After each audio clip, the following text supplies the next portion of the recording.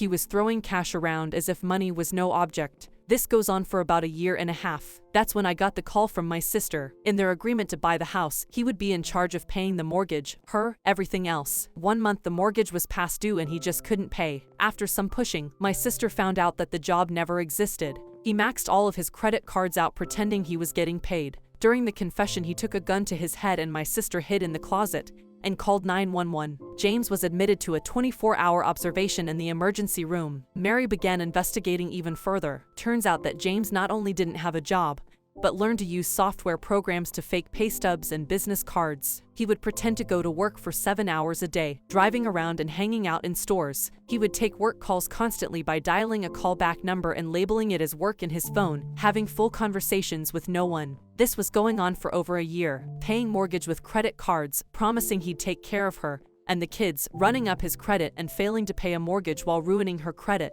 4 months later, she took him back after he got a steady job. They bought another, more expensive house, got married, and had a baby. I honestly don't know if his job is real or where money is coming from other than her department store job. She refuses to speak about the past, but then she'll complain that he barely touches the baby. She can't trust him to get up at night to take care of the baby, so she does it all. When friends and family visit, he tells the same story over and over again, proving how much he loves baby. They argue endlessly and wholeheartedly resent each other. They get wasted and argue, no matter who is in the house, including the kids. I've tried to talk to her and she won't hear it. She constantly tried to goad me into talking trash about my husband, and then gets mad when I describe a healthy, functional relationship. With his past use of using a gun to threaten himself and his inability to be trusted, I am very worried about my sister and her kids' life. I feel like their whole stick comes from a really bizarre Lifetime movie. I worry every day that I'll get a call about her murder. So that's the gist of it. I'm terrified and waiting on the news that he finally did it.